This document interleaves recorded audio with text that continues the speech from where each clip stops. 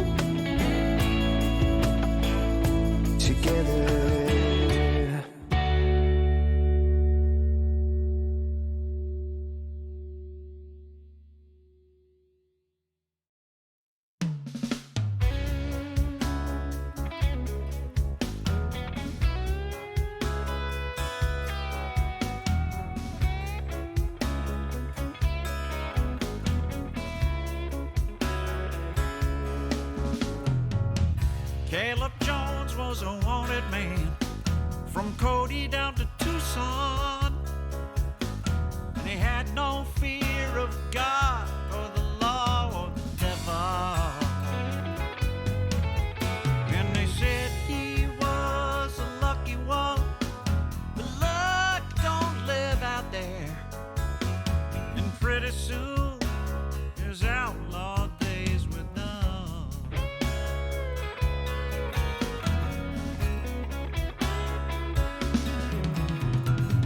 Now there was gold up in Deadwood, women down in Wicked Dodge,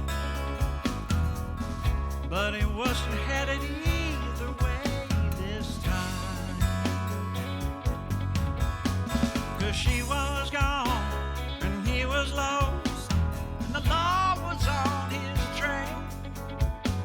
So we headed north to the Graham County line. She had eyes that a man could drown in, and have no regrets at all. For he loved her like no other, so he would try to get her back, or he would fall on Jericho Hill.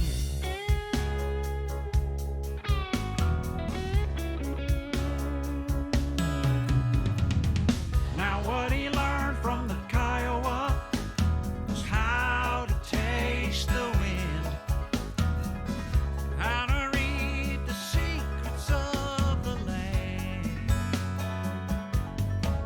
But he was out among the willow for the many times he'd sinned,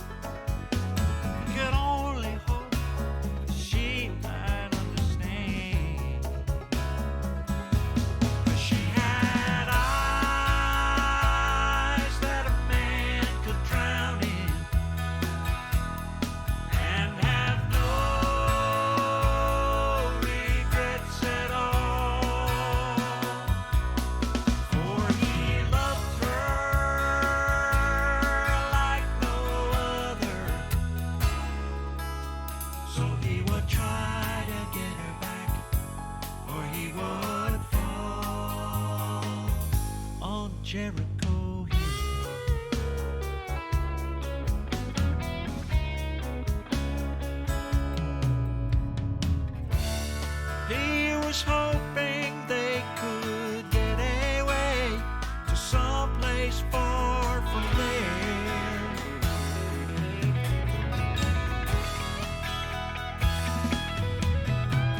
She'd been keeping her distance, he'd been breaking the law, and the chances just weren't good that she still cared. So he rode through the mountains, and they lost his trail.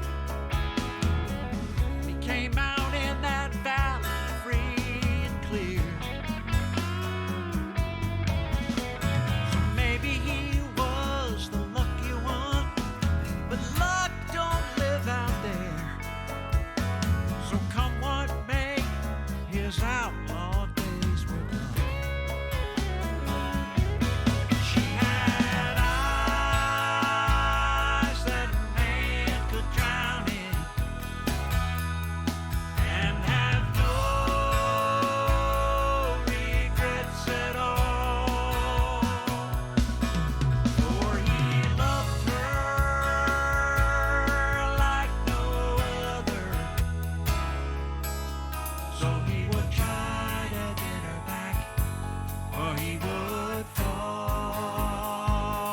into those eyes that a man could drown in, and have no regrets at all. For he loved her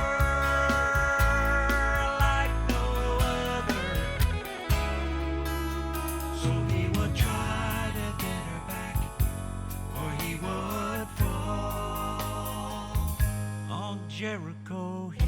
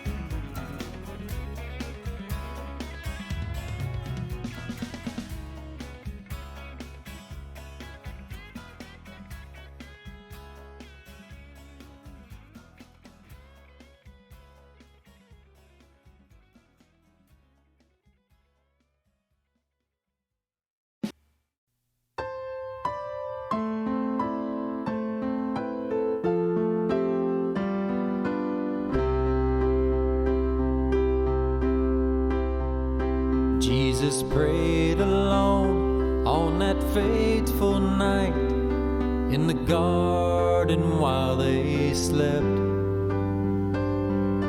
Tears came down from his eyes as he looked down and wept. He said, "Father, give me strength, for the time is coming soon. All alone with only faith to hold on to.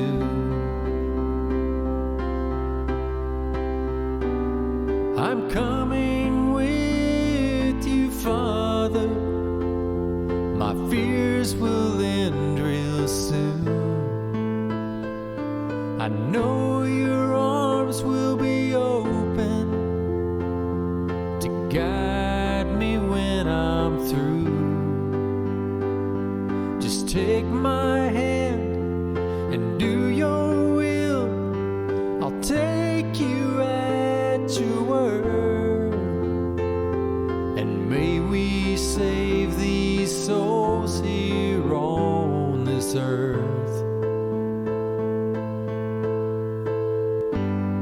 The sin runs deep, the word is lost, and your name is used in vain. I can't help to realize why my sacrifice is made. If you need me, then please use me. My love for you is strong. May this be a hope for sinners to rest upon.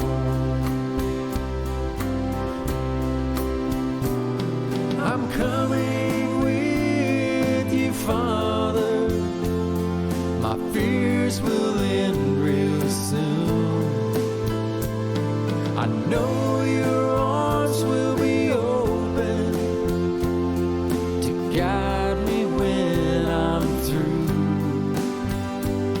Just take my hand and do your will. I'll take you at your word. And may we save these souls here on this earth. As they came for him, he stood there still and knew his time had come.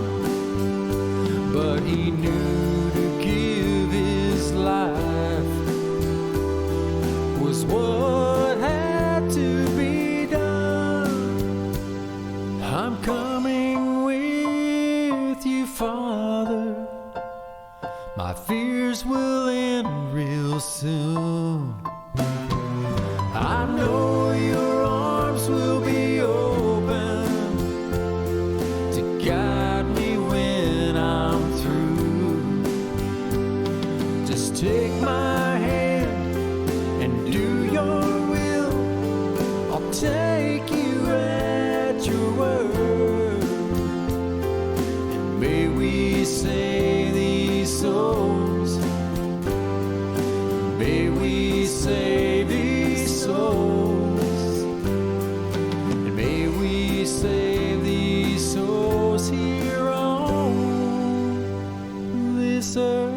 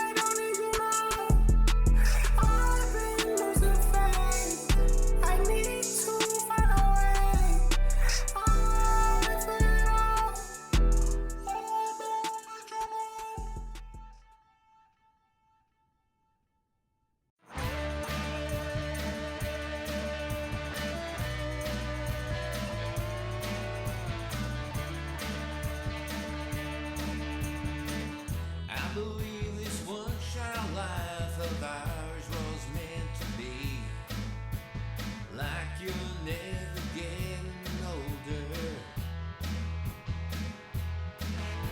'Cause I ain't done, not even close to kicking off my boots. There's a lot of life and living left to me. So don't slow it down, don't hit the brakes, don't pull it to the side. You might be saving gas, but you're just wasting time. Stop looking for that parking spot, don't stop at the red lights. Just turn the key and put this life in drive. Sitting at a TV screen, it don't set my world alight. There's a band in town, I'll be at that gig tonight. Looking at the guy there on the stage, well that's who I'm gonna be. I might be chasing dreams, but that's alright with me. So don't slow it down, don't hit the brakes, don't pull it to the side. You might be saving gas, but you're just wasting time. Stop looking for that parking spot, don't stop at them red lights. Just turn the key and put this life in drive. Whoa, oh, oh, whoa, oh, oh, this engine's running fine. Whoa, oh, oh, whoa, oh, oh, I'll see you at the finish line.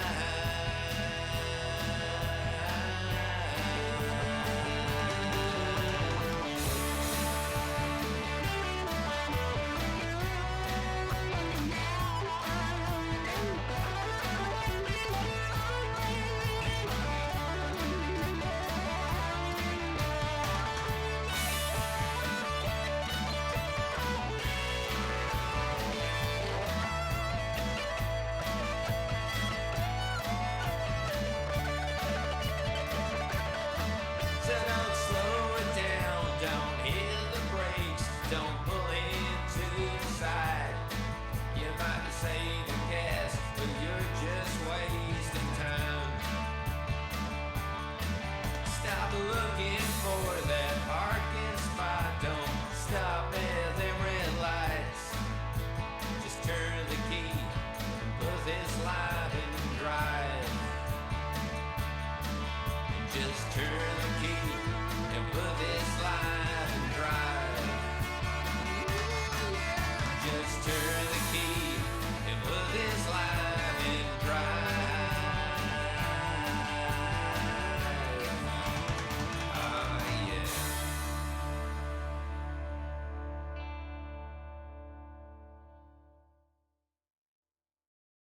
There are brighter days ahead. This is not the end, no. These days are hard and they might leave us scarred, but we're in this together, doesn't matter how far. From across the sea or across the street, don't you know that we all run on the same heartbeat? Oh, brothers and sisters, we can't give up, no.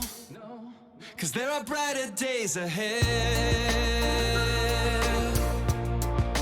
This is not the end, no. See the sun breaking through, making all things new.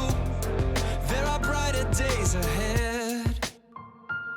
So let's light up the dark like a shooting star. Everyone bring your spark, we're gonna start a fire.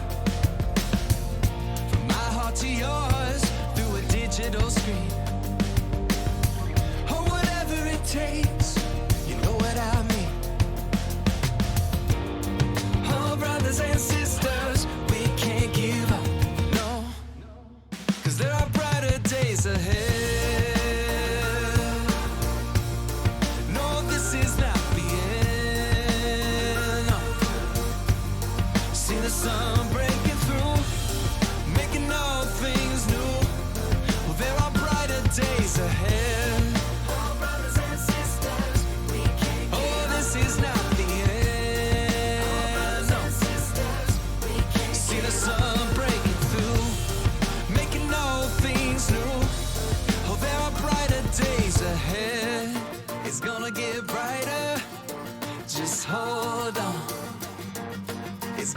get brighter. Just hold on.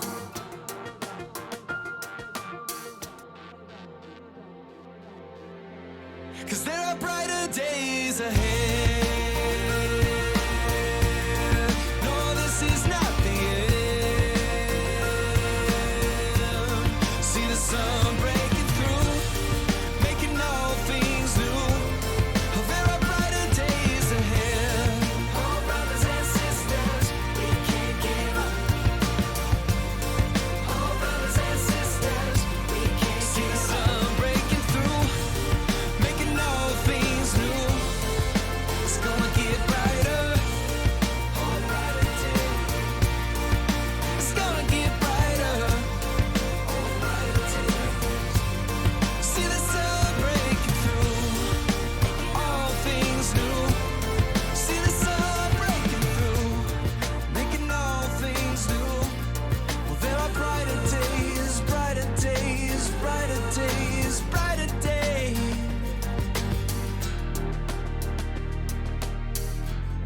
There are brighter days ahead.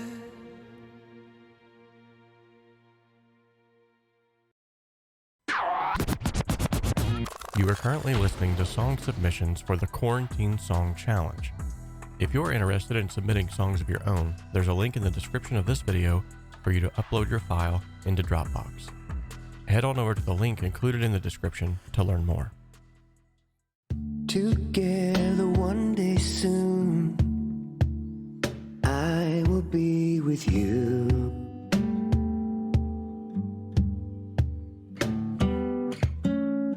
Together one day soon, this will all be through.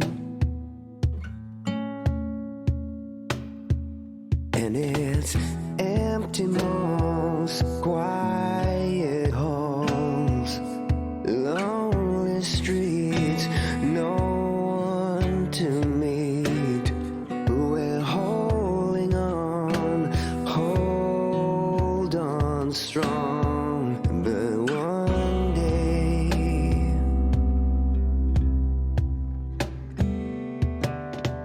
together one day soon, I will be with you.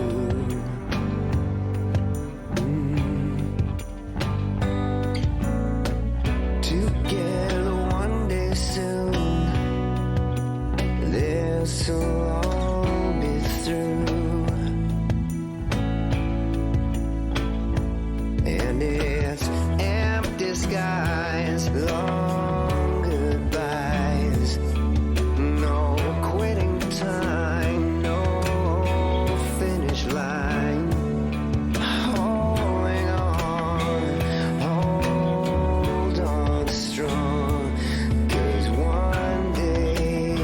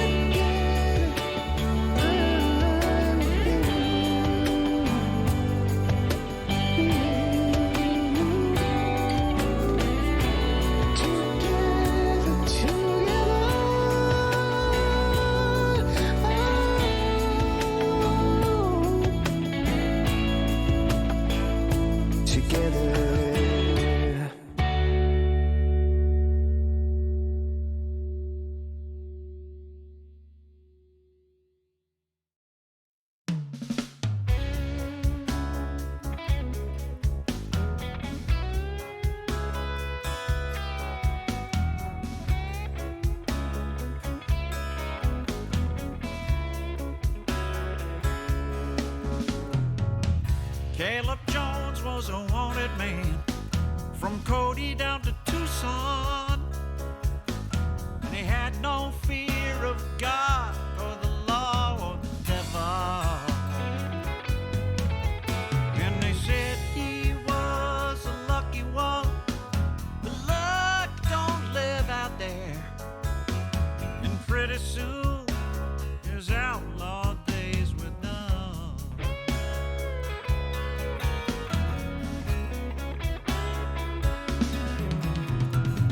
Now there was gold up in Deadwood, women down in Wicked Dodge, but he wasn't headed either way this time. 'Cause she was gone and he was lost, and the law was on his trail. So we headed north to the Graham County line.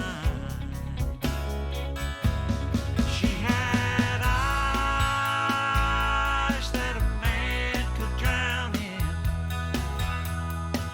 and have no regrets at all. For he loved her like no other, so he would try to get her back, or he would fall on Jericho Hill.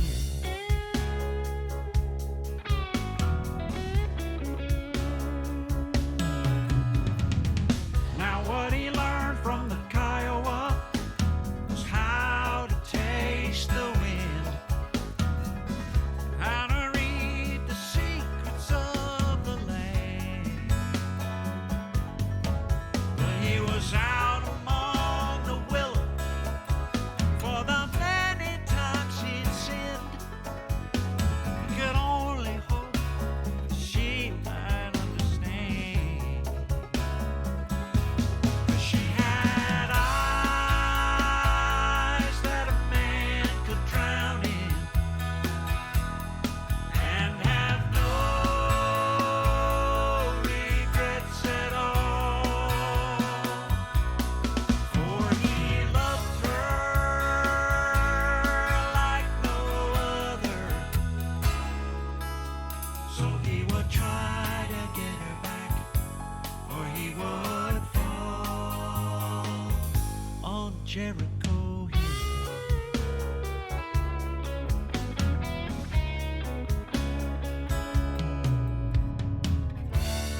He was hoping they could get away to someplace far from there.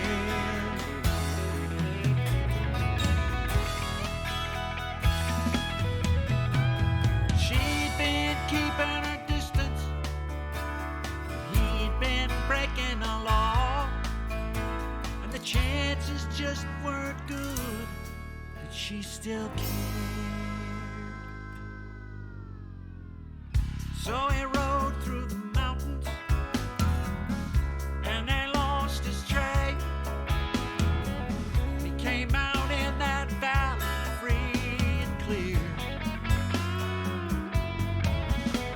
So maybe he was the lucky one, but luck don't live out there. So come what may, his outlaw days were done. She had eyes that a man could drown in, and have no regrets at all.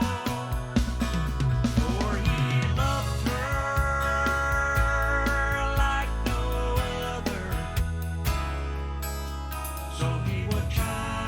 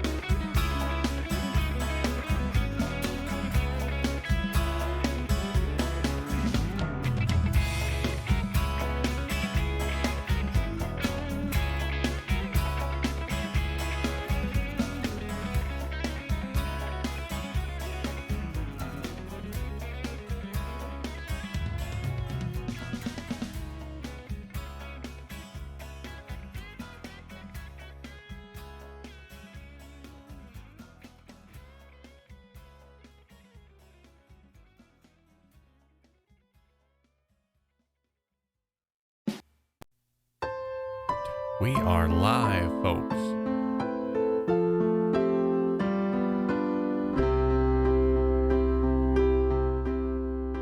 All right, we're going to go ahead and let some of this music play out while we're waiting on others to join. I've got messages and emails and things from individuals who said that they're actually going to be showing up shortly here, so I don't want to get into the meat of today's subject until we do so. So we're just going to go ahead and kind of listen to some music together for a minute here. He said, Father, give me strength, for the time is coming soon. All alone with only faith to hold on to.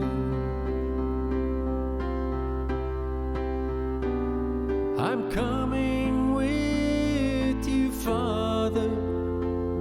My fears will end real soon. I know your arms will be open to guide me when I'm through. Just take my hand and do your will. I'll take you at your word, and may we save these souls here on this earth. The sin runs deep, the word is lost, and your name is used in vain. All right, let's go ahead and start today's episode. If you looked at the current post that I got on the community portion of YouTube, or if you have just been following at all on the email list or wherever you might be located, you would know that today is Sound Advice Saturday. This is a new thing that I'm going to try to start implementing here on the channel, where we can at least, I've never had really a set time frame on these live streams. So I wanted to go ahead and have like a definitive time when you know I'm going to be here weekly. I'll say weekly for now until life gets crazy again. By the way, just real quickly, by way of the chat, if you can hear me, let me know that.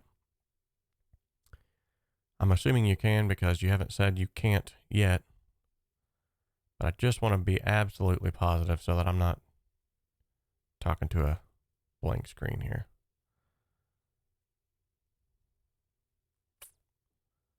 Okay. Looks like we got a few more joining on board. Good deal.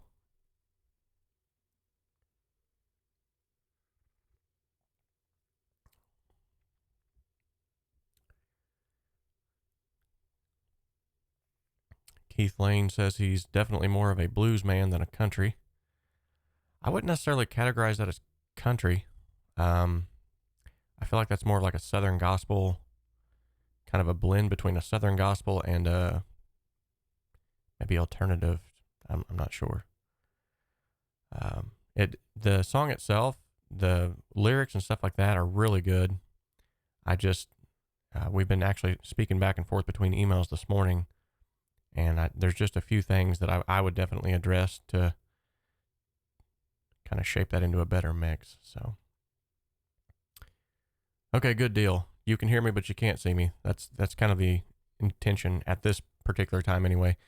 So right now we're just kind of introducing what the show is about. So I wanted to give you guys a quick update. This is Sound Advice Saturday. What I'm going to try to do is, going forward, once a week on Saturday, I'm going to try to hop on here for an hour, maybe 2 hours, kind of depends, and basically just offer some quick, actionable sound advice, pardon the pun, for getting your mixes to sound better, for getting recordings to sound better, just answer questions, whatever it might be. And then that way, Xave, nice to see you on here, buddy. Nice to see you too, Keith. The other individuals who are watching right now, I can't, if you haven't commented, I don't know that you're here, so I can't give you a shout out, but it's good to have you guys. Sort of my go-to members that come in here and rock it every single time. But yeah, I'd like to get on here like every Saturday, create sort of like this consistency to where you know that I'm going to be here at a certain time. That way you can kind of plan around that, and I don't have to necessarily post like crazy, hey, I'm getting ready to go live, I think that would help everybody involved. And then basically, like during that portion of time from, you know, Sunday to the next Saturday, you could be thinking up some good questions and come up with some good, try to stump me, try to give me something that, you know, not that I'm not easily stumped, but, you know, come up with some good questions. And the more questions that you guys ask, and this is what I love about this avenue of doing it this way, the more questions that you guys ask and the more answers that I'm able to give, not only do I get better in answering questions and finding out what you guys really need, but also it helps everybody who's in the chat. So, and my incense right now is getting down to the stick. I'm going to have to put that out because it's getting where now it don't smell any good anymore.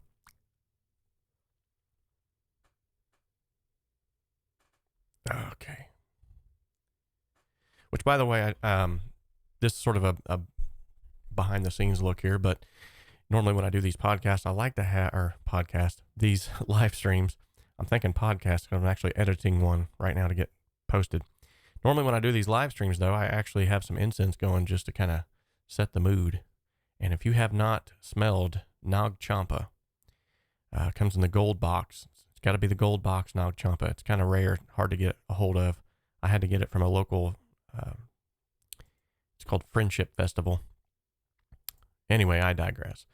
All right, so if this is your first time here, so appreciative to have you. I'm so glad that you decided to show up. If you're a repeat offender, you come all the time. Thank you guys so much. You're like the backbone of these live streams, and I love interacting with you guys.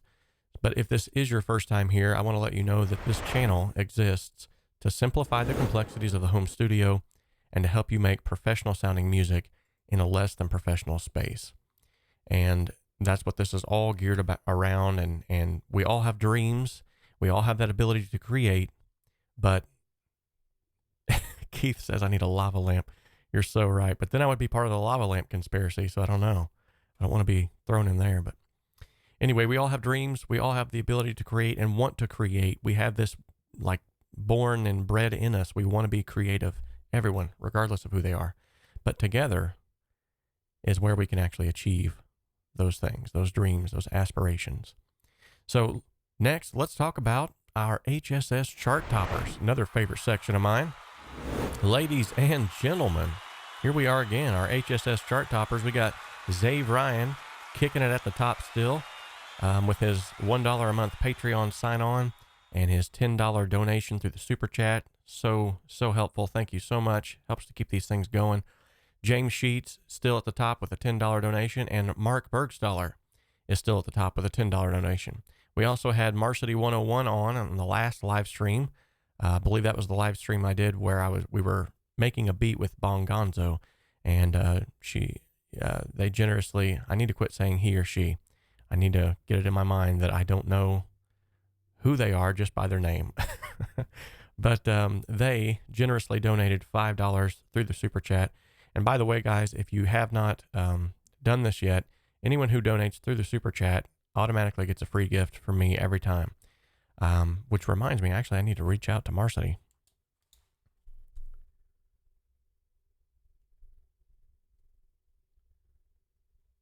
I'm writing it down because my sometimers will act up.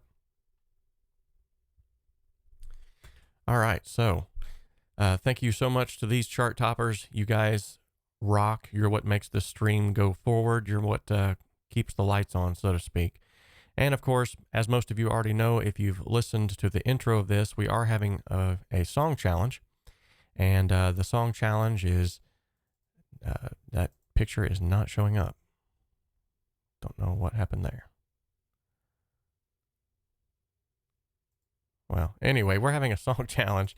And the link in the description is where you can go and upload your song that you would like to submit to the song challenge. Now, those submissions will be ending on May the 31st. That's at the end of this month. And from there, we're just going to put that out to the public, let you guys vote on which song you feel like should be selected for the winner. And then the winner will actually get a mix and a mastering job from me. And that's just going to be a blank screen. So I apologize for that. All right, let's go over here. All right, so now we got your comments up. Good deal. Apologize for that picture not showing up there. Do you ever watch Glenn Flicker, Spectra Sound Studios? You know, I have watched some of his videos, and there's nothing against Glenn. I'm sure, like, off camera, he's probably a super nice guy. However, he's a little bit too up in your face for me. Now, I'm not saying that he doesn't offer some good tips. He's done some good reviews on products and things of that nature. And Warren Hewart seems to think he's a pretty good guy. So if Warren says it, I'm sure it's true. But yeah, you know, everyone has different personalities, and his personality just doesn't quite jive with me. He's just a little more, yeah. With all that being said, Xave Ryan says, "Hey Keith, how goes the weekend, bro?" Nice. Chatting back and forth. Keith says, "Nice, lots of sunshine and had an ice cream." Good deal. I love ice cream. Love ice cream. What's your favorite ice cream, by the way? Mine, to be honest, I'm going to sound like a ninny. My favorite ice cream is actually just plain old vanilla bean with chocolate syrup drizzled all over it. That's a good ice cream. All right, so let's go ahead and dive into the meat of the subject today, and let's talk about why we're all here, and this is Sound Advice Saturday. So for Sound Advice Saturday, this first one, I want to kick it off with 5 quick tips that's going to help you to get better mixes. And these are sort of the things that every mix engineer should know already. So if you don't know these, then I'm kind of helping to try to give you a best foot forward. By the way, if you scroll up to the very top of this White Magnum, ooh, I've never heard of that. I need to try that. If you scroll up to the very top of the chat panel here, you'll see that I have included a link. It was the first post that was made in the chat. That will take you straight to a post that will complement what we're talking about today on my website. So you can go and check that out. And so we are fully enveloped in the ice cream conversation right now. Nice. Nothing wrong with that. Okay, so one of the first things that I want to talk about in this first edition of Sound Advice Saturday is EQ. So most engineers will agree that a narrow cut when it comes to EQ is better than a wide boost. And it will actually sound more natural, and that's why. Although every engineer has sort of different tastes when it comes to a mix as a whole, some mix a little bit darker than others. It is a great tool, and I have used an interactive EQ frequency chart that you need to check out. That's super cool. So, and what I mean by interactive is you can click on a portion of this chart, and it will sort of hone in on what instruments are predominantly found in that. And if you go to that post at my website, I actually have a link included to that chart. It's not for sale or anything like that. It's totally free.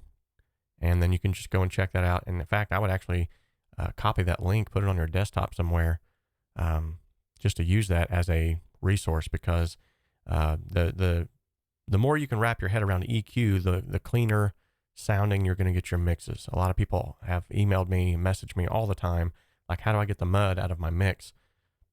And 9 times out of 10, it's usually just an EQ problems, which here recently I've been finding out a lot more often that it's not only EQ anymore, but now it's widening plugins. So if you're on my email list, you'll know that I'm currently addressing those issues right now, which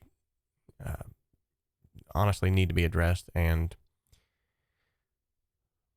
with EQ, or I'm trying to word this in such a way that will be helpful, but with EQ or widening plugins or anything, really any plugin out there, you can go overboard with them.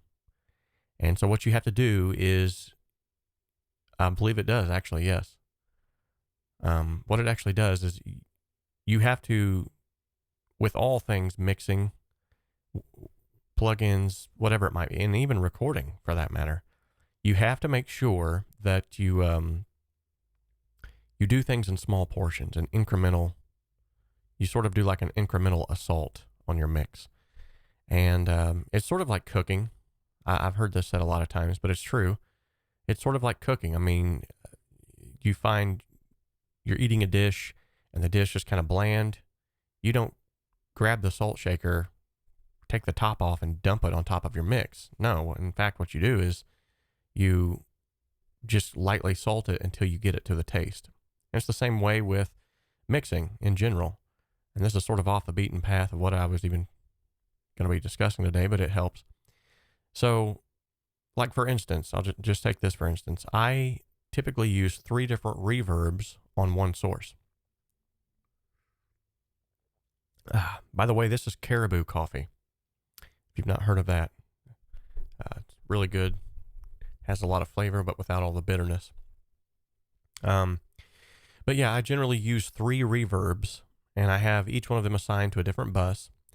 While they're on that bus, I can then send that source, whatever it might be, whether it's a lead vocal, whether it's a guitar, whatever it is, to those 3 reverbs. And the way that I do this is essentially, you got to picture yourself in a space if you want it to sound like it has space. So if you think about like a guitar room at a studio, guitar rooms are usually kind of about the size of this room, honestly, like or about the size of like a large walk-in closet in some studios I've seen. Basically, a guitar room has to have a little bit of liveness to it, but it also has to be soundproofed enough that it doesn't bleed into neighboring rooms or microphones that are set up, next to a wall in the neighboring room. So usually that's, for guitars, a good room reverb works well.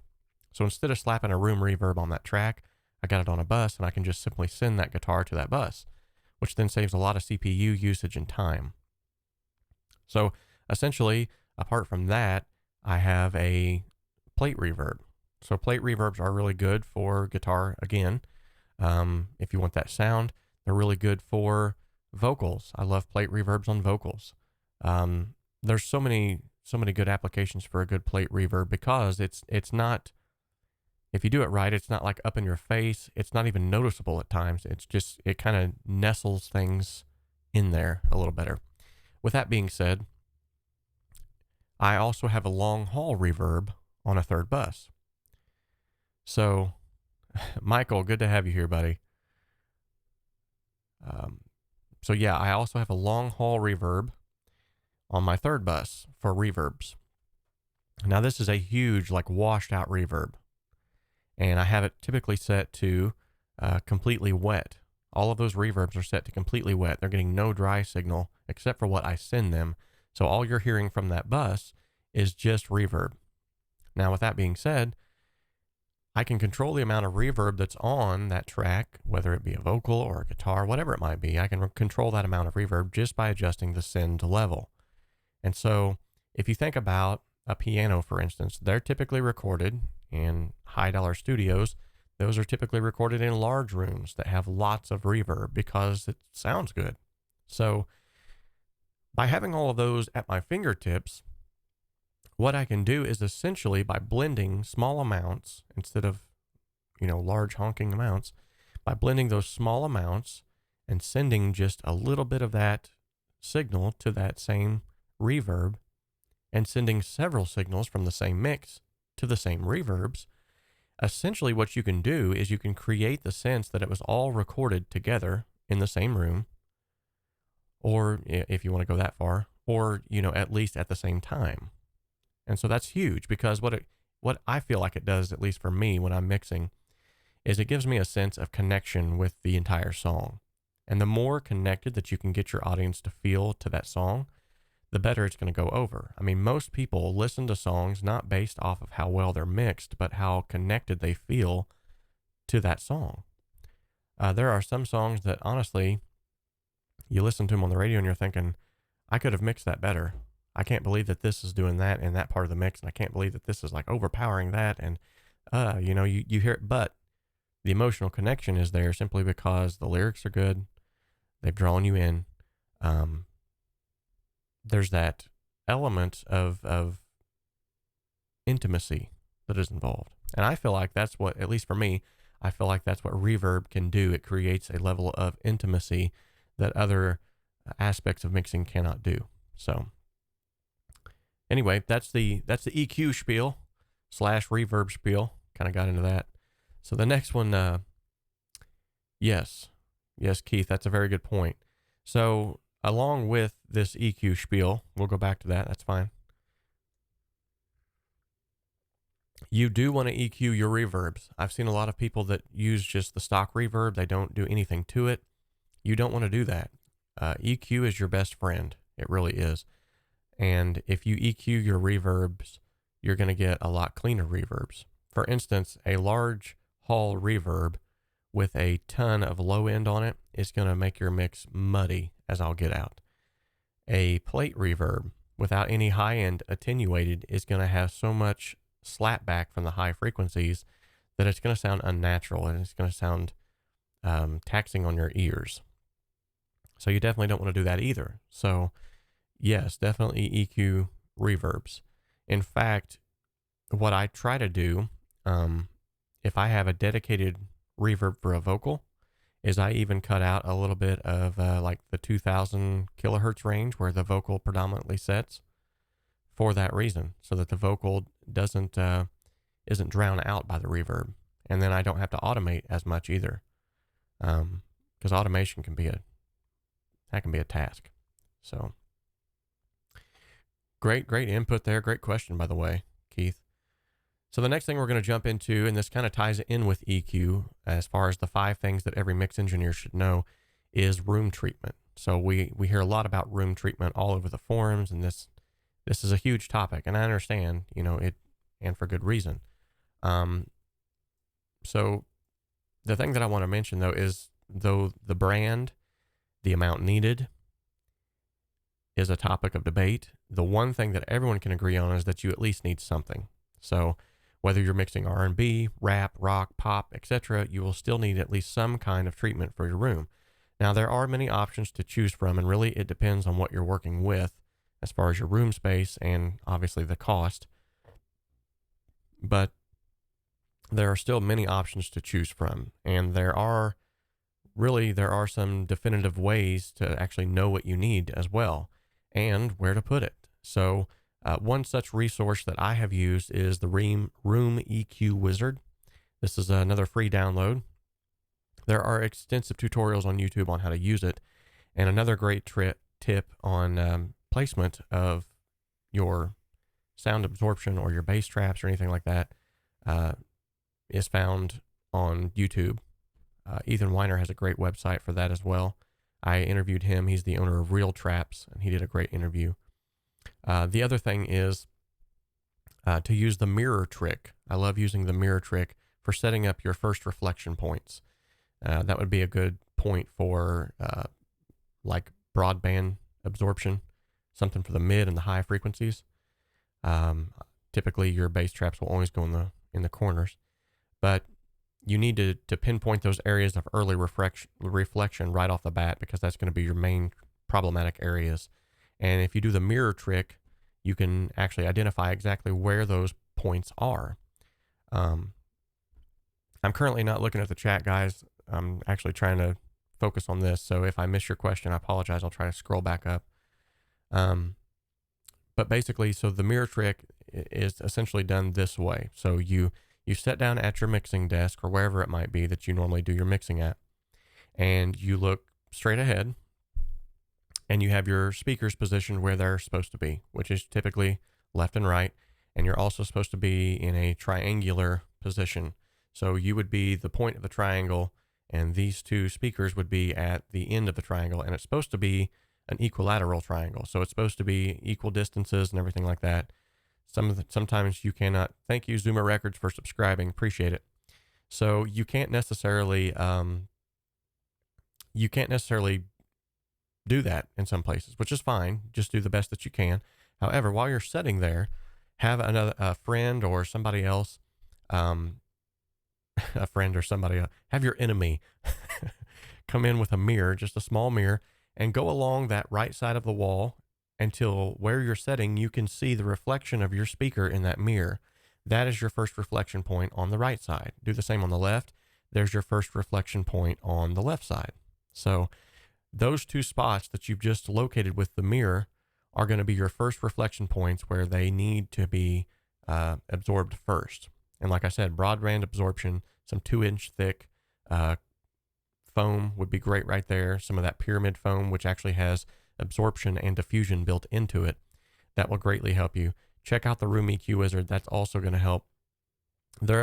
However, there has to be like a yin and a yang of this as well, because too much can kill rooms and natural sound, and not enough can play tricks on your ears. So there has to be a yin and yang of the bass treatment as well as mid and high frequencies. I've included also a picture below this post on my website so that you can, whenever you go there, and you can check that out. There's links there included as well to Foam by Mail, which is a great resource. They offer cheap acoustic open cell foam for a fraction of the cost. I'm not an affiliate. I don't work for them. I'm just telling you guys where to go because it's super cheap and it works. So I'm going to go ahead and jump back to the chat real quick and try to make sure I don't miss any of these. Okay, I scrolled back up to the ice cream conversations. Okay, so Xave says, but if you have 3 reverbs on a bus, how do you EQ each differently? Okay, Xave, I'm glad you pointed that out because maybe I didn't make that clear enough. You actually have a reverb for each bus. So I have 3 buses. One bus has a short room or a plate. The second bus has a room.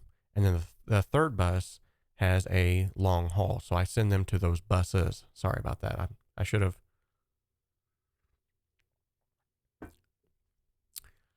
Okay.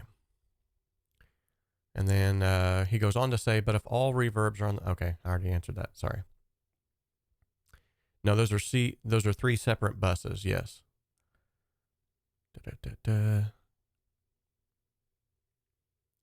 Very, very good, Keith. Yes, you're spot on right there. So something that Keith just brought up when considering reverb and delays is you want to sync it to your BPM. That will also clear up muddiness and create more separation as well. Good tip there. So Xave says, okay, so not all reverbs are setting on one single bus. Correct. That is correct. And so Keith clarifies that just a little bit more. Thank you, Keith, for jumping in and helping out. You guys are always so helpful. That's what I love about these things. You guys help each other out so much. That is just awesome of you all. All right. So we've talked a little bit about the EQ situation. We've talked a little bit about room treatment. One thing that I would like to just sort of close out the room treatment conversation with is don't get too caught up in what you read online about how you have to have a perfectly treated room. 9 times out of 10, most high dollar studios do not have perfectly treated rooms. They have rooms that work. And what I mean by that is they have a room that's EQ'd through that treatment for what they like, what particular sound that they like. Excuse me. So for instance, the guitar room might be EQ'd using the sound absorption to accentuate mids and scoop out low end. But it's not a perfectly treated room. I would actually dare to even say that there are no perfectly treated rooms because every source material is going to be different. And so you would have to continually revamp the rooms and redo those rooms based off of what source material. So you can't say there's any room that's perfectly treated. And so that's the last point that I'll make there. Moving on now to the third portion of this 5 tips for Sound Advice Saturday. That would be mixing desk placement. So where do you got a mixing desk, you've got a space that you're mixing in that's whether it's the corner of a house or a separate room that you're not using. Like, how do you know where to put that desk for the best results? So usually desk placement is generally, one second. Good night. Got a frog in my throat over here. So generally desk placement is one of those things that is kind of a general knowledge that's known by all, that you need to place that at the longest point of entry for the sound. So if you have a room that is 10 feet wide by 12 feet long, you're going to put that desk on the 10-foot wide wall because your sound is then going to have a longer area to shoot down, that 12-foot range, which is then going to create a little bit better separation from frequencies bouncing around that room. The rule of thumb is not only to place your desk along the longest wall that you can and to minimize those EQ anomalies, but also for some of us, myself included, that's just not an option. So now what do you do? This room is pretty much a square. So now what do I do? Well, that's where you have to use just general knowledge and your ears. Really, your ears are going to be the determining factor. Now, you can use the room EQ wizard like I had spoke of before. There's nothing wrong with that by any rights, but don't get so caught up in having your desk in just the right place that it becomes cumbersome either. I mean, if the right place for your desk is right in front of a vocal booth, then that doesn't make any sense. So you have to use some discretion here. I'm sorry, I'm reading the chat real quick to make sure I didn't lose anything.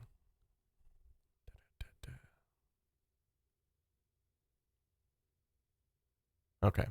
Doesn't look like I've missed anything. So good deal.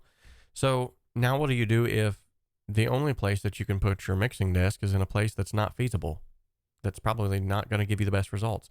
Say, for instance, you have to put your mixing desk up against a wall in a corner, but it's a square desk.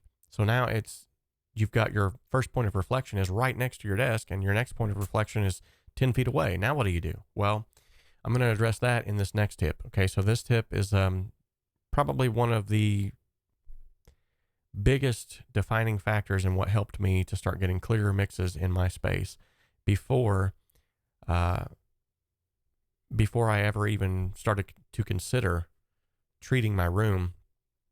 I started doing this, and it helped me tremendously. So, and that is based off of your mixing levels. So what levels are you mixing at? Did you know that there's actually a sweet spot for mixing levels in terms of loudness? And that's what I mean by your levels. In fact, even some of the greatest engineers have stated that the ideal listening level is close to 85 dBs. Anything louder than that, your ears start playing tricks on you. You can start getting frequencies that are muddying up against one another. Anything louder than that, and then you start losing perspective, because then you get so caught up in the sound of what's bouncing around the room that you lose sight of where you even started with. And a lot of times too, bass heavy instruments and vocals that predominantly reside within the mono, the stereo field, the mono portion of the stereo field, straight up the middle, if they were panned, those typically are louder at louder levels too. So that then you start turning down things. You turn it down to listen in your car, or someone's sitting next to you and you're wanting to listen to it, and now you're thinking, well, now the vocals have just disappeared and the bass is gone. So what you have to do is you have to mix at conservative levels. 85 dBs should be your top. You don't need to mix any louder than that. Another way to actually know how if what you're mixing at is too loud is to get your listening levels to a point where you can still have a normal conversation with someone in the same room that's sitting right next to you without having to yell at them. So you think I'm making this up, but I'm not. Actually, there's a famous quote by Chris Lord Alge out there. He actually said the same thing. I think he's famous or something. So as stated above, if your desk is not in the prime position in the room, by simply listening to your mix at lower levels, you can drastically improve your EQ decisions. So this helps you to combat a lot of the issues of a room that is either not treated at all or treated very poorly. And then, of course, there is always the option to mix on headphones. Now, yes, I said that. In fact, believe it or not, there are quite a few industry leaders without a doubt that have definitely some clout under their belt that are not only promoting this idea, but they're doing it well. And I'm sure that you've heard of Focusrite. Well, they actually have developed a VRM headphone monitoring system which emulates the sound of several famous reference monitors within your headphones, which is pretty cool. Now, I cannot speak to how accurate it is simply because I have not used it in great extent. I used a free version not too long ago. But here's my thing. So when it comes to VRM systems, virtual room monitoring, I believe is what that stands for. When it comes to like I'm thinking of that other company that does where they will send you like an EQ plot of your headphones or an EQ plot of and then essentially it EQs your mix through that plugin. I know it's right there on the tip of my tongue. I can't think of the name of it. It's not Sound Theory. Anyway, whatever it is, there's other plugins out there that basically try to cheat. They try to fix things through EQ. They try to fix things in your room by allowing you to hear like an emulation of what certain monitors might sound like. Now, as helpful as those might be for some, they don't work for me simply because I guess maybe I'm just old school. Maybe I'm old fashioned, but I like the real deal Holyfield. I like those things. I still like to have a physical CD in my hand. I still like to have a physical book in my hand. I still, as much as I sell online courses that are digitally downloaded, I would still like to be able to sell a course that was actually physical. I would love to be able to do that. Of course, obviously prices would skyrocket and then there would be no hope for anyone being able to purchase these things and it wouldn't be worth my time anymore. But the point that I'm getting at is I like the physical aspect of things. And so I would much rather get to learn my speakers and learn my headphones than to have a plugin tricking me into thinking I'm hearing something that I'm not. Now, if you're using those and you're getting great results, post that in the chat. Let me know if you're using them and you're getting awesome results. It might actually help some people, so that would be awesome.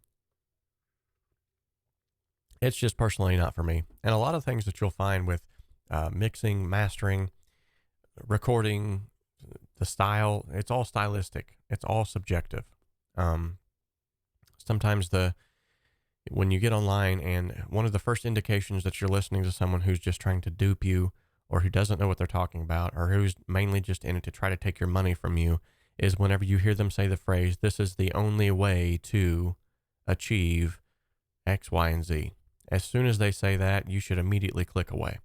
Now, if it's a principle, like say for instance, the only way to get a good recording of a guitar is not to crank it up to 10 with a mic that's going to clip, that makes sense because you're going to get clipping and that guitar is going to sound horrible. However, if they're saying the only way to EQ a guitar that has been recorded well is to do this, this, and this, click away. It's wrong. You gotta, SonarWorks, that's the name of it. Thank you. I was thinking Sound Theory. SonarWorks, yes, that's the plugin that I was speaking of where they actually will, I did download the free trial when they gave that out with the plugin collective from Focusrite. They had a free, I think it was a 3-month trial, and I tried it out extensively, and I could not get it to jive. As much as I wanted to say like this is going to be the magic bullet, it wasn't. So you guys are doing awesome in the chat, by the way. Thank you, Keith and Xave, for keeping this chat going. If there are others of you who are watching and you just want to ask some questions or you want to poke in here and just say hello, that would be awesome. Appreciate you guys. So I'm going to go ahead and hop over to the chat actually, just to see real quickly if I'm missing anybody. I don't want to miss anybody. So Xave commenting says oh, okay. Keith, I don't want to miss you. He says, I have mine. Speaking of his mixing desk, he says, I have mine on wheels. It sets in the wall 90% of the time in the corner, and then I drag it out to master. That's a pretty good idea, actually. That way you kind of get that spatiality around the desk. The only issue that I might have with that is unless you drag that out to the same spot every time, like I would have to tape maybe something on the floor to show me like, hey, this is where you have it every time. Otherwise that would kind of that might throw you off from time to time if it's not exactly in the same spot, because it might be closer to the right wall this time, and then you boost something or cut something in that right side and you get it back into the mix and it doesn't sound right anymore. But other than that, if you can put it in the same place every time, that would be cool. That way it's kind of like out of the way for tracking, especially if you're doing like in the same room. Xave says, is it true that because of the Fletcher-Munson theory, you should listen loud even for a short burst? I've heard that said, and, so basically, those of you that are just tuning in, like basically the Fletcher-Munson curve is basically like this thing where your ears get tricked at certain loudness levels. And one way to combat this is like, say for instance, the way that the Fletcher-Munson curve is actually proven to be effective is that it actually the theory, or it's not even really a theory anymore. It's the science behind why 3 dBs is the perfect portion of cutting or boosting, because that's at the point where the Fletcher-Munson curve has obviously proven scientifically that your ears actually hear separation or a difference from loudness levels. So some people have said in times past that you should, boost your mix way up and then turn it back down in order to get an accurate representation. I have never found that to actually be true, at least in my personal mixing or mastering. I've not found that to be helpful. In fact, I've only done it a handful of times just to try it out, and honestly, it never really worked for me. So, good questions, guys. Man, you guys are knocking it out of the park. And then, of course, Xave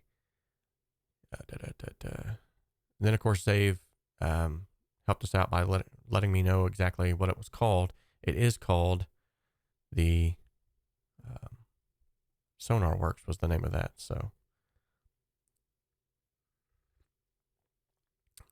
Keith says, I have Sonar Works and they model my headphone. Don't like it. I would rather listen to my monitors any day. I'm with you right there. They just, something about that program. I mean, like I said, it might work for others. I don't want to knock it. Obviously they're doing pretty well. I mean, they've sold quite a few units of that.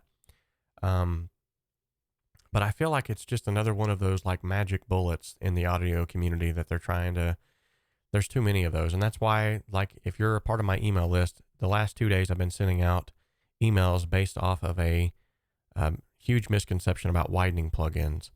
And a widening plugin is essentially the same thing. It's like a one knob wonder. It's like this magic bullet of all I got to do is crank this one knob and look, woo, magically my mix is wide and it sounds just like I like it to in my headphones. But then when I listen to it in the car and I'm closer to one side of the speaker than the other, now suddenly things just don't jive right. It doesn't sound quite the same.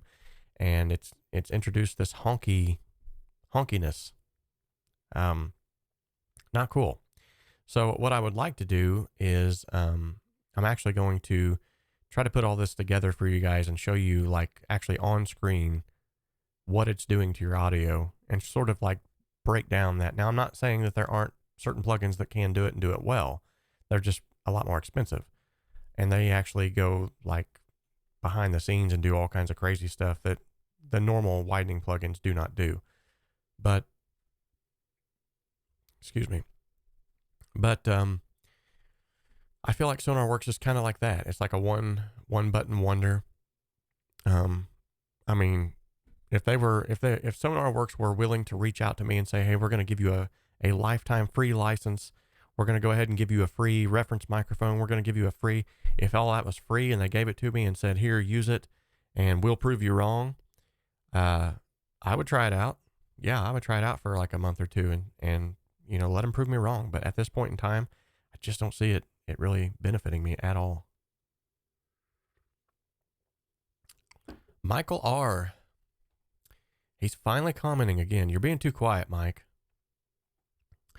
He says, is it worth investing in a mixing desk? Is it a high priority item?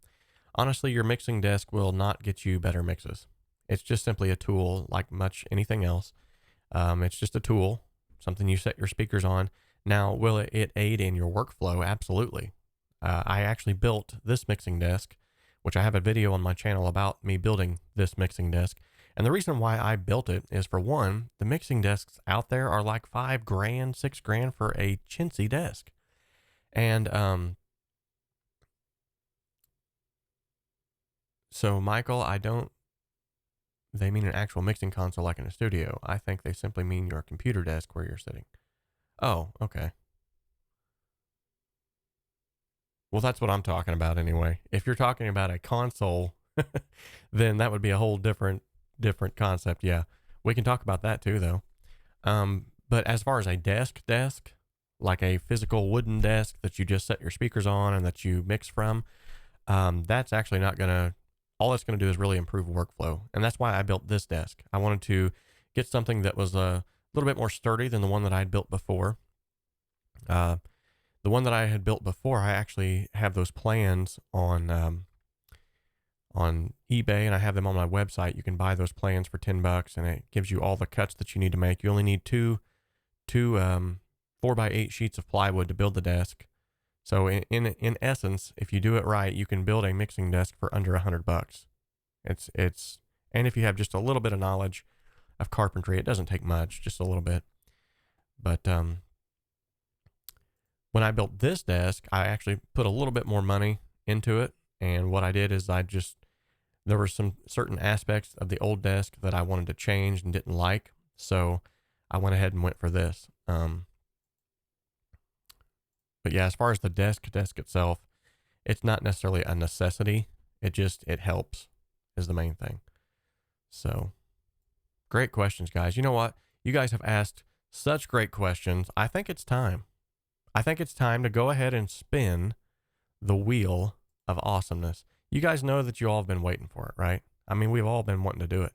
So let's go ahead and go for it. Ladies and gentlemen, I present to you the wheel of awesomeness.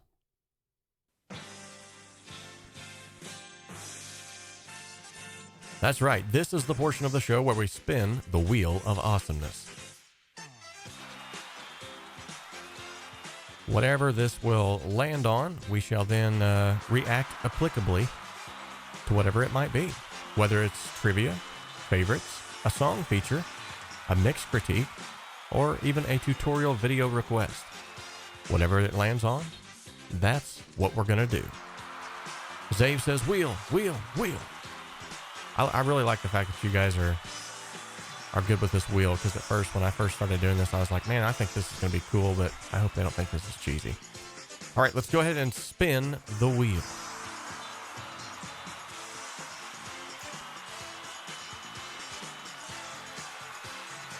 All right, we have a favorite. Good deal.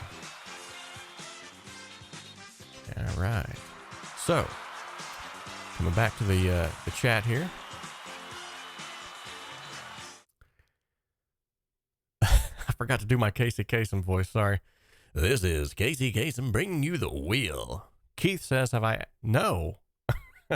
No, Keith, I have not. This is a clean channel. Do that on your own time, Keith, while you're drinking your instant coffee. All right, so I'm going to ask you guys a favorite. I want you to go ahead and populate the chat with what is your favorite song of all time? Like if there was only one song that you could listen to for the rest of your life, it was stuck on repeat, what would that song be? So that's the Wheel of Awesomeness has spoken, and we are asking a favorite. Good deal. While we are populating the chat with our favorite song of all time, we are going to go ahead and it sounded like somebody had just, I can't tell. It sounded like somebody had donated, but I don't see it popping up in the chat.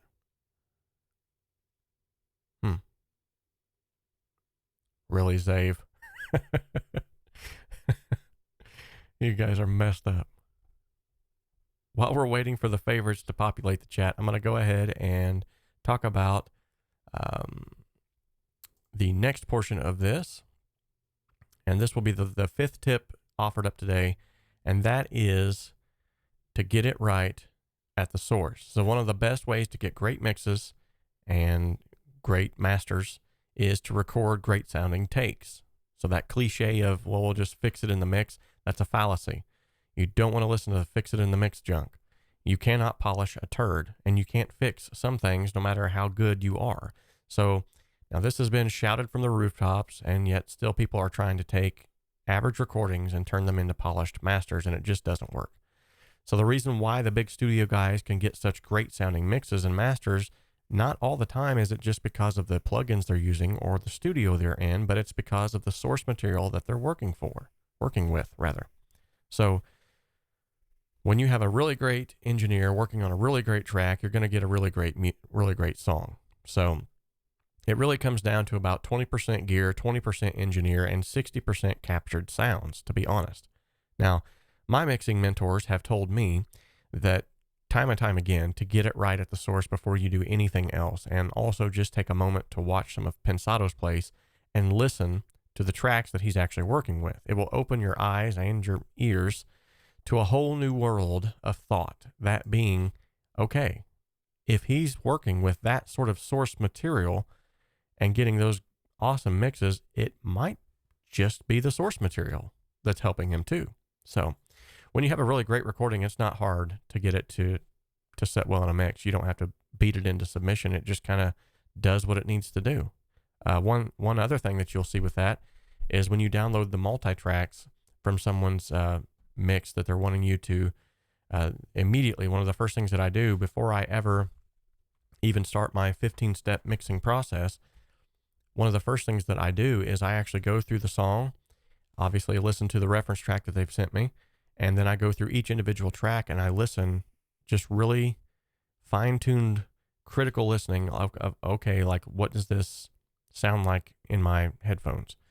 Am I hearing like clicks and pops in the background? Am I hearing phase issues? Am I hearing, and immediately I can tell like, okay, this is going to be a rough mix. I'm going to be working a while on this one.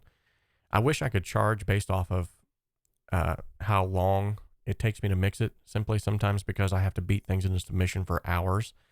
But I don't do that. I just charge by the song. And with good reason. I don't feel like people should have to pay for, there's no real way to calculate that. I mean, I use a plugin that's called Project Time that sort of clocks you in whenever you start mixing. And when you close it, it keeps track of how much time you've worked on that mix. But other than that, I mean, I don't see the benefit in charging people by the hour unless they're there in your studio and they're saying, hey, I'm going to come in and do 5 takes and I'm leaving. That would be different. Yeah, okay, well, you're going to get charged by the hour. I don't know. So for me, I just charge by the project. But with all that being said, get great source material and your mixes will come together a whole lot better. And the only way that you can get great source material is to learn how to record great source material. And a lot of times, I'll be honest with you guys, here's a little secret. It doesn't take great plugins and it doesn't take great gear. To be honest, it does not. So I think to be honest, my most expensive microphone that I own is this one right here that I'm using right now. This guy, $399. Of course, I got it eBay on sale. It was used, but new in the box. I didn't understand that one. Anyway, I got this thing for $300. So it knocked about $100 off of the price, but this is my most expensive microphone, but yet I still create awesome sounding music here in my studio with just a handful of mics that, yet again, none of them cost me over what this microphone costs. One of my favorite microphones actually is an MXL V67G. It's an older style MXL microphone that for whatever reason or another sounds awesome on certain people's vocals. And it sounds really great on guitar cabs. Obviously the SM57, another great classic microphone that I own. The Blue Spark, another great microphone. Yet again, you can find it under 150. The Rode NT1A, awesome microphone with very, very low noise floor. But every one of these microphones are not thousands and thousands of dollars, but yet I can still create awesome sounding music here. So it's not really about the gear as much as it is about knowing how to use that gear. So you can hand a hammer and a saw to a skilled carpenter and they can build you something amazing, but you hand those same tools to someone who doesn't know how to use them, they're not really going to profit you much. They're going to build you a box if you're lucky. It's the same thing. The more you use the tools, the more you get used to them, the more you can do with them. So all right, so you guys have populated the chat now with some answers. Let's see. Bob Seger, Like a Rock. That is a classic song, by the way. You'll notice in the upper right-hand top of the screen to the HSS podcast link just popped up. If you're a fan of this show and you want to go and listen to me even more without seeing my face, you can go and check that out. I usually do more like concise things on that. I'll usually do a short introduction. I have some news topics, and I talk about 3 free plugins during my ear to the ground segment, and then I usually will give sort of a quick actionable tip at the end, sort of my main thought, which is usually what the title's about. So go and check that out, and leave me a review in iTunes if you have not done that yet. That would be super, super helpful. Keith Lane says Blue Room by The Orb because it's 40 minutes long. That's one of those jam jamming tunes, you just kind of sit back and grab you a coffee. All right, good deal. So we have discussed 5 of the key elements of getting great mixes. We've also kind of went off the beaten path. We've talked about reverb. We've talked about using sends to 3 different reverb buses. One thing that was never clarified, though, was, Michael, were you speaking of a mixing desk, like a physical desk, or were you speaking of a console desk, like analog gear? I would like to know that. That would be cool. So for those of you that have stuck around up until this point, though, I want to thank you guys so much, for one thing, for sticking around and being with me thus far. I would like to really quickly make known to you, though, that we have actually a subscriber goal that's going on right now. I'm trying my best to, within the next 21 days, I want to get to 5,000 subscribers. I do think it's possible. I woke up the other morning and I already had another 100 that were added, which was crazy. You guys are awesome. I don't know where they're coming from, but I'm overly appreciative of it. But one thing I want to say, though, is when we get to this 5,000 subscribers, we are going to have a huge giveaway. And I want to, actually, I even thought about just having like a live stream giveaway, like a party type thing. I'll wear a little party hat.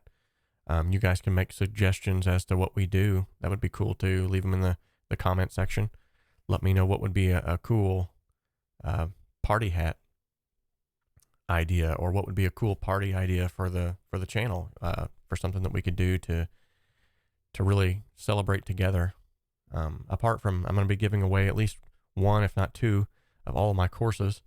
I'm also going to be giving away some kind of an I actually have a set of wireless headphones that are super, super cool. They're like this big. They charge. They last forever. They immediately sync with your, going to be giving away a pair of those, I believe. A fellow Amazon affiliate of mine actually reached out and wanted me to test them. I did my test, and I just don't use them. I typically use these all the time. So, I'll be giving away a wide variety of things if we reach that 5,000 subscriber mark. So help me to share this channel and to share this content. Share it with your friends and tell them, hey guys, you need to go subscribe to this guy. And then when we do that live stream, what I'll try to do is whoever jumps on that live stream are going to be the individuals who win those prizes. And you won't be able to win those prizes unless a top hat. Ooh, that would be sweet. That would be rather dapper. I like that word. So, thanks for the suggestion, by the way. So Michael R says, yes, I thought you were talking about a console. Okay. Yeah, I was not talking about a console, but we can definitely go back to that. So when it comes to analog gear, it's second to none. There are so many debates on this about whether or not analog sounds better than digital and whatever, but really it comes down to your workflow. If you have the space for analog gear, if you have the space for a mixing desk and you can afford it, by all means, go for it. Will it improve your sound? If you know how to use it. Yet again, that's all about tools. Now, it definitely does add character. It does add a significant sound difference. However, can that be emulated digitally? I believe so. That's just my personal opinion, but I think the digital world has really vamped up to the point now where it's hard to even tell what's real and what's not anymore. I went not too long ago on a Facebook group. I had a guy that was going back and forth with me because I posted something about amp emulations and how good they sound now. And he kind of like tore into me and was like, dude, there's nothing better than a real amp moving air with an SM57. You're not ever going to get a better sound. And so I posted something shortly after that, and it was sort of an A-B. I said, which one sounds better? And all I did was just include a picture of an SM57 up against a speaker cabinet. I played 2 sound examples. And I said, which one sounds better? And of course, this same guy jumps on there and he's like, oh yeah, definitely. See, I told you it was the one with the air movement, the one with the real. And I said they were both amp simulations. And of course he got all hurt. heard about that one.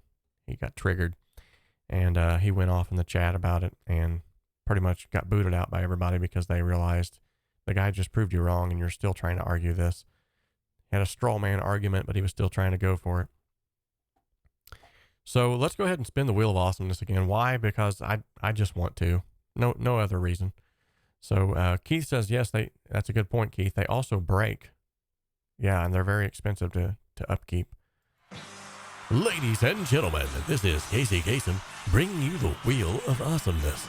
Today on the Wheel of Awesomeness, we're going to spin in hopes that someone will have a trivia question. But who knows? Only the Wheel of Awesomeness.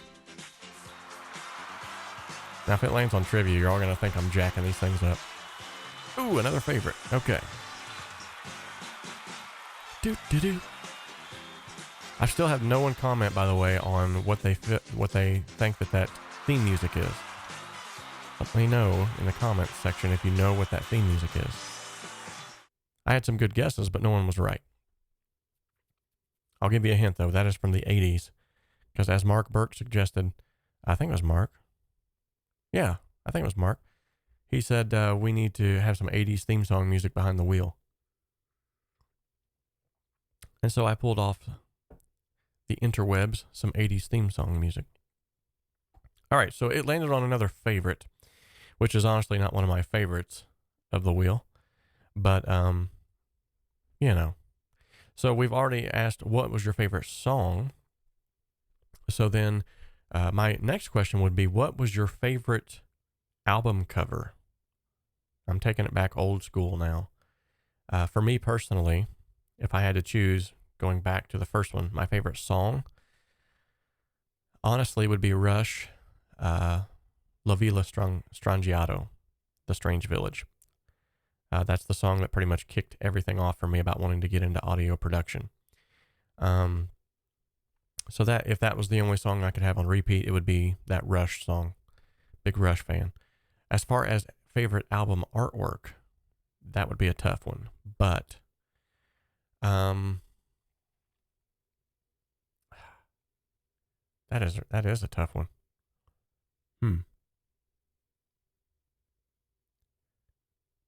You know, I like the simplicity of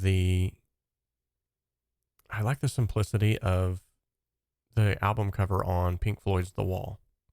I know it's like super simple, but I think it's the simplicity of it that kind of gave it that, I don't know.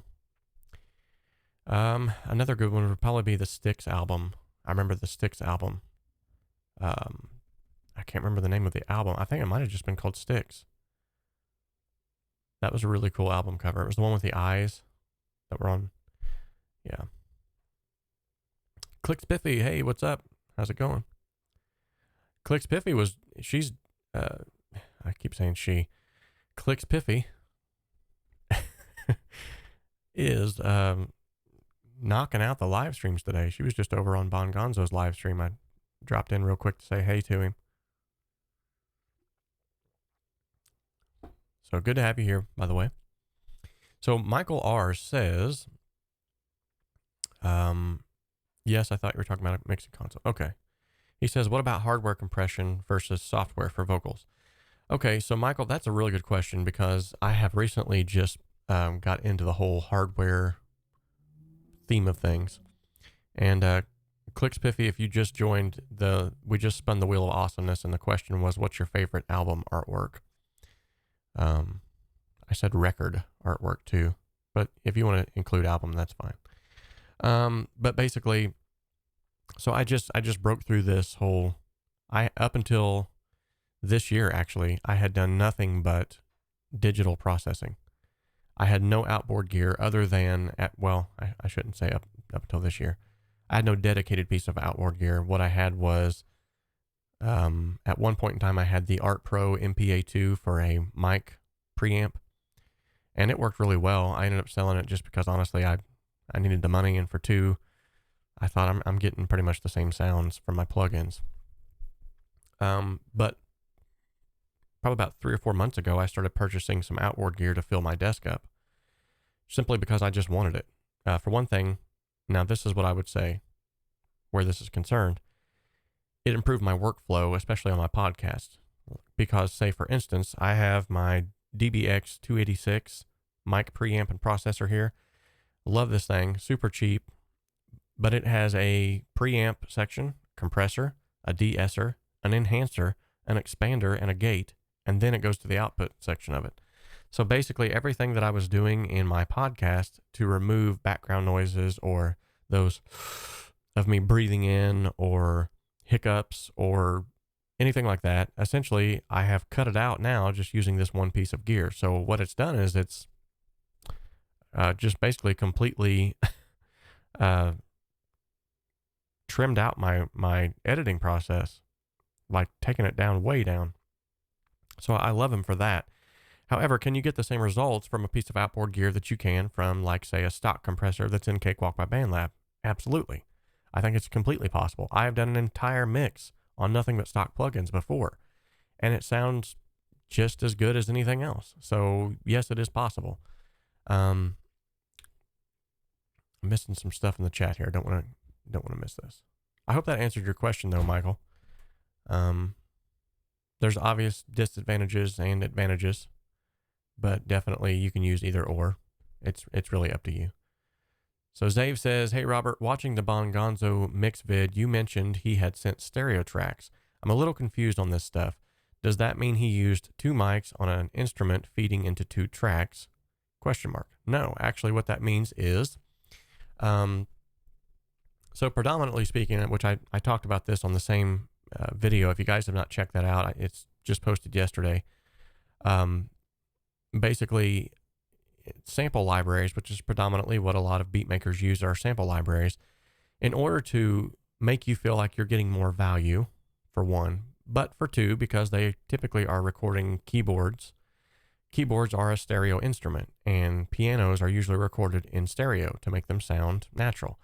And this actually benefits sample libraries, because then they can say, well, this is a 14 gigabyte sample library, but it might only have, if those were mono tracks, it might only have half of that information.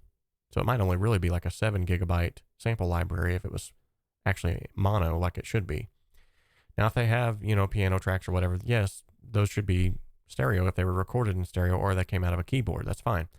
So essentially, though, what he was using were samples. And so sample-based music typically will always be in stereo because of those reasons. It's either came from a sample library that wants to beef up their gigabyte download, or they were typically recorded out of a MIDI keyboard, so it went stereo. Or at times, yes, they might have used dual microphones on a source. So one thing that he asked, and I'll kind of go even a little bit farther into this if you're watching that video, one thing that he asked me personally, he emailed me and said, hey, I love the video. The video was awesome. You really took the song to a next level. However, how did you know which ones to fold down to mono and which ones to save as stereo? Which was an awesome question, and I covered it in the initial video, but I had to condense that video down because it's already an hour long.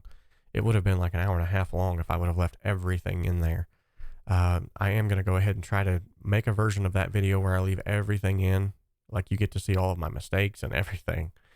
And then maybe just kind of like, I don't know, either make a course about it or give it away to subscribers. I don't know.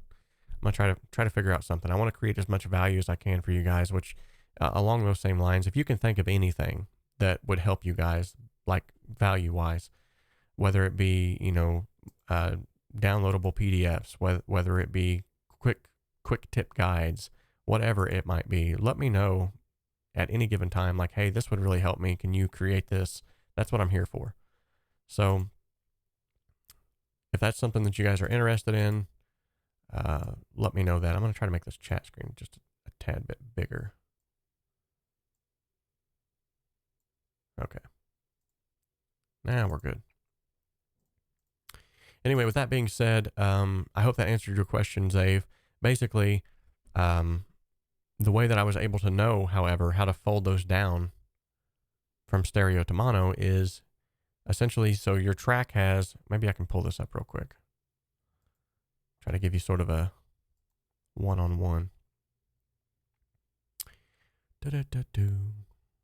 Let's just do a quick Yeah, we'll do this. So while that's loading, it might take a minute here. But while that's loading, I'll try to get you sort of a visual representation of what I'm talking about before I go too in depth rather, into how I was able to choose those. Tim Reynolds says 15 steps is a helpful guide. Thank you, Tim. And I think there's actually a way to condense that down to maybe fewer steps. But the reason why I put them out into 15 is because for me personally, I like to kind of like tackle things one at a time. I could have probably combined some of those and made it like maybe 8 steps or something like that. But I like to have actionable steps like one at a time, at least for me anyway. All right, so let's hop over to the desktop real quick now that this is loaded up, and hopefully everything will play right with the streaming software here. So as you can see on this bar right here, this is my level indicator bar, and it's showing stereo signal because this is interleaved into stereo. So what happens when I play this, and by the way, make sure that this is up so you can actually hear it. I won't make it super loud so I won't try to blow your eardrums out.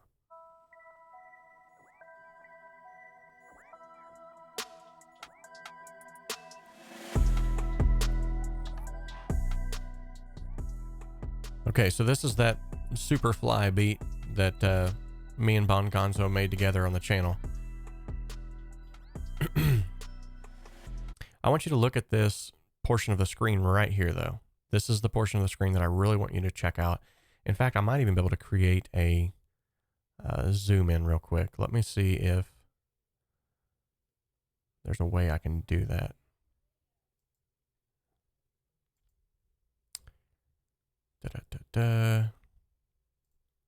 Okay. Now let me see if there's a way that I can actually zoom this in and make it a little bit easier on your eyes. Scaling aspect ratio. Okay, that's not going to work.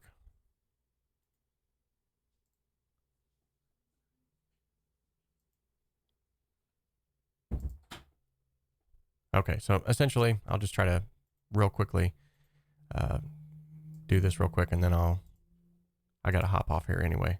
Apparently, there's some food done. All right, so essentially, though, if you look at this portion of the screen, you're going to see these, there's 2 bars here that make up this one level meter, okay? There's a right and a left bar, which represent your right and your left stereo fields.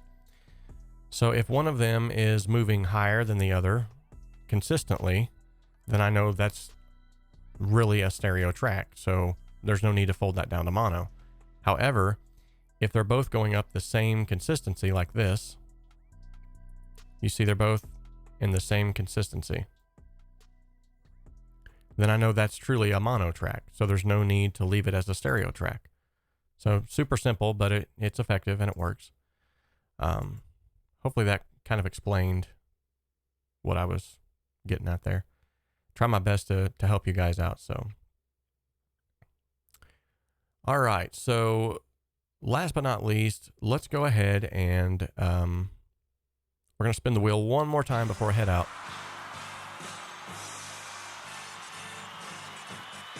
And here we go. The wheel of awesomeness will be spun again. It landed on another favorite. I don't want to do another favorite. Sorry, guys. I'm going to spin it again. All right, here we go. No, not another favorite. I don't want your favorites. We've done enough favorites. We are spinning like crazy here, guys. All right, there we go. Let's do some trivia for once. No, I do not use Omnisphere. Good question, though. I would like to use Omnisphere. I just don't have the money for Omnisphere. All right, so the trivia question is, how much pressure do the strings in a grand piano exert on the frame of the grand piano? All right. Kind of a way out there question, but hey, trivia nonetheless. How much pressure? Does anyone have any guesses on how much pressure is exerted on the frame of a grand piano under the weight of the strings?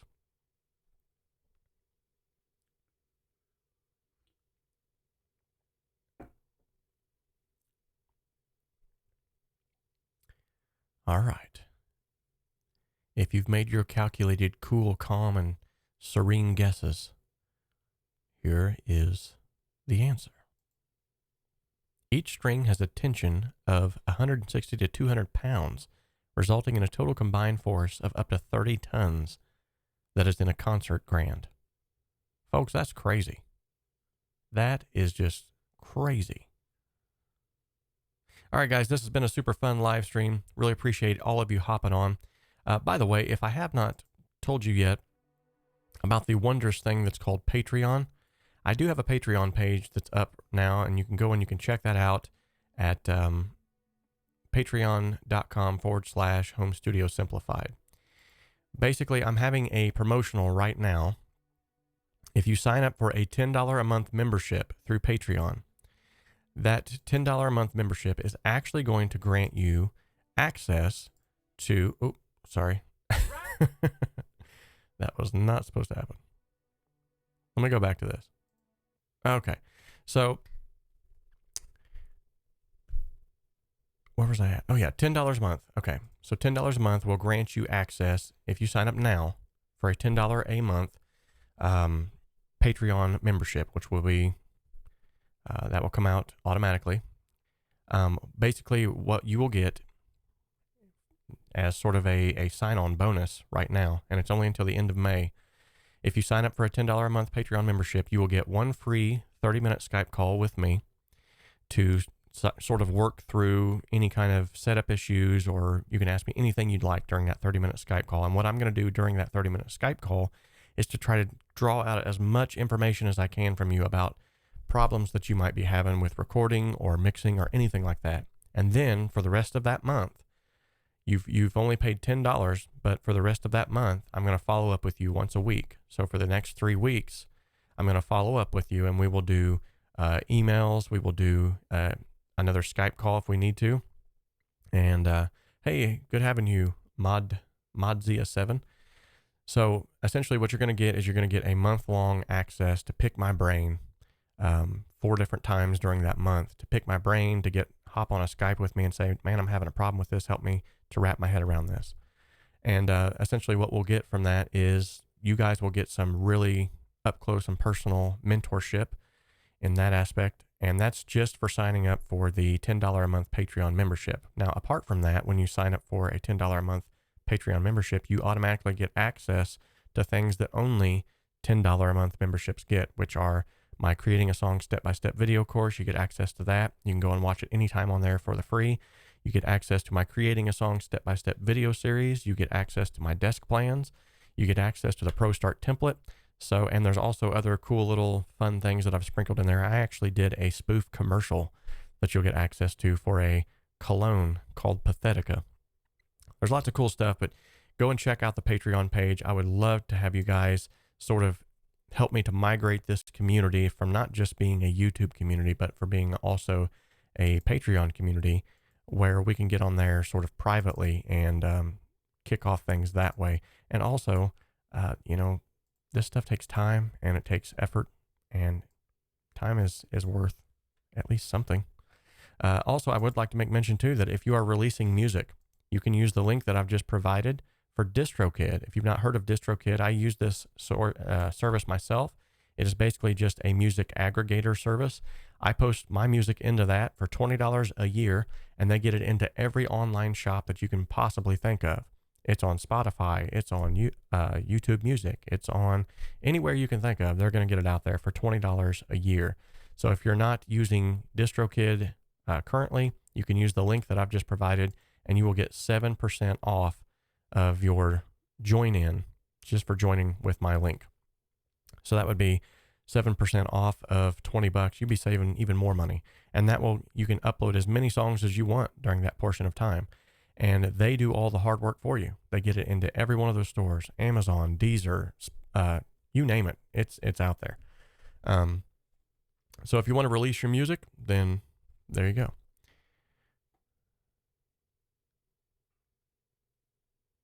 Awesome.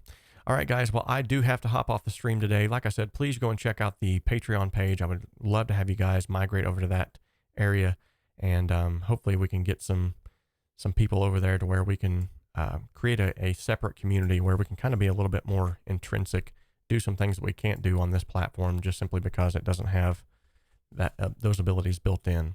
I would like to do live training courses where all of you come in that are patrons and say, okay, today we're going to sit down for however long it takes, and we're going to record a song from start to finish, and I'm going to show you exactly everything that we're doing to make that song happen. That would be super cool. So if you want to check that out, here's the link for that. And until next time, guys, I love each and every one of you. I appreciate all of you stopping by the channel. You guys are awesome. Remember, this channel exists to simplify the complexities of the home studio and to help you make professional sounding music in a less than professional space. You dream it. We all are creators, but together we can achieve great things. So thank you all so much for stopping by.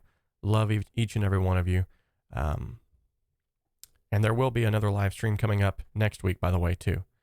I've already said in a couple of different posts, but next week we are going to have Samuel Knaak is coming on from Ear Witness Studios. He's coming on, I believe, Friday. And Thursday, I'm going to have Mike Inyo from Creative Sauce is coming on. And both of these are going to be live, so you guys can ask questions, pop in and say hello. So next week is going to be full. It's going to be jam-packed with some goodness. So definitely stop on there, guys. This has been your Sound Advice Saturday, and I'm going to be trying to have these around the same time frames every Saturday. So hop on next time and join in the fun. Love each and every one of you. Bye-bye.